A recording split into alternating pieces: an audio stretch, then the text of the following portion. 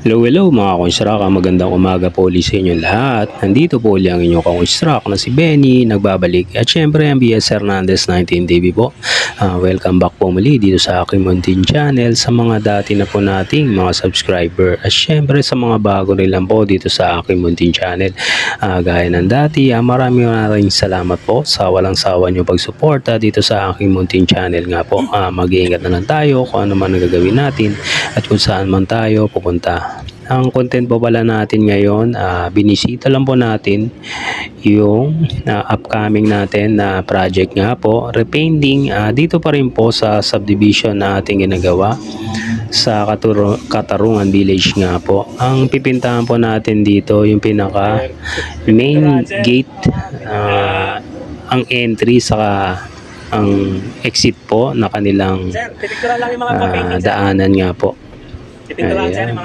Pipintahan po natin yung kanilang mga road sign, arrow, yan, yung mga traffic sign, signage na pintura nga po, pati yung kanilang guardhouse. Yan. Ayan nga po. Faded na po kasi, kaya kailangan na rin pinturahan para mas visible po, mas maganda. At syempre, mas okay po sa mga motoristang daraan nga po. Pati ito rin po ang mga gutter. Pipinturahan rin po natin yan.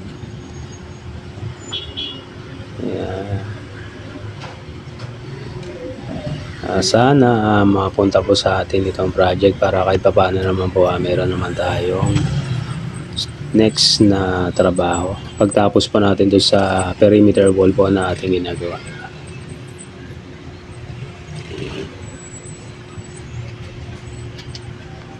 Ayan nga po.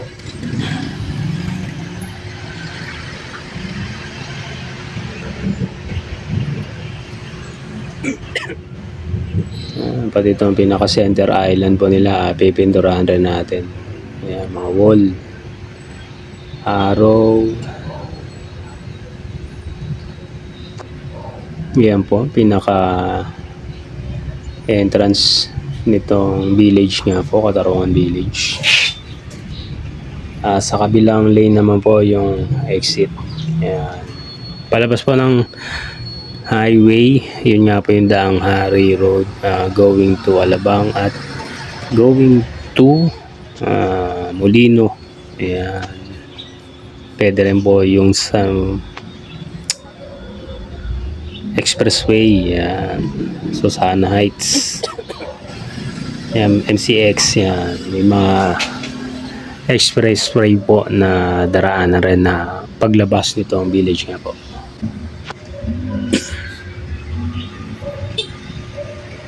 Yan po. Medyo malaki rin po itong repainting natin gagawin dito. Kung sakaling sa atin nga po mapunta itong project.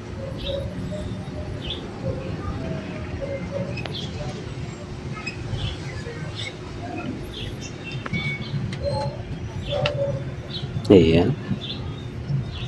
Yeah.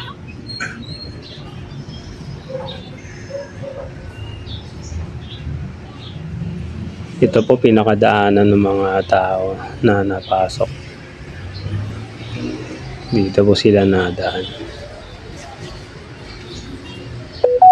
Yung kisame nung daanan niya po.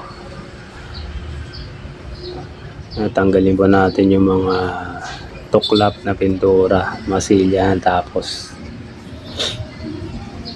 flat latex sabay final coating na rin po. Ito po yung pinaka main sa office nga po, yan, guard, security guard, yan, kanilang guardhouse po. Hey, pipintura, i-repaint yung ano, sir, naka-signage, sir.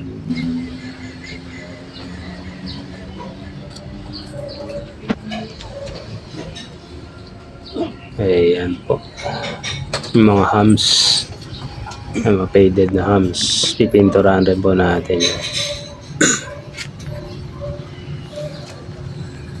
Baka may kailangan may mga pintor kayo dyan.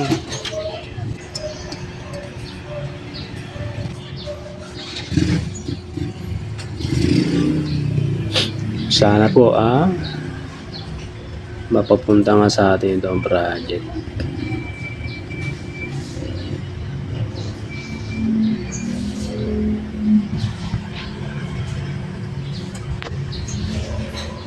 Medyo malaki rin po itong repainting, kaya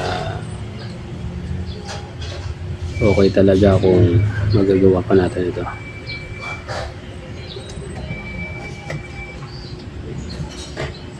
Yun. So, paano mga construct hanggang sa next video vlog po natin.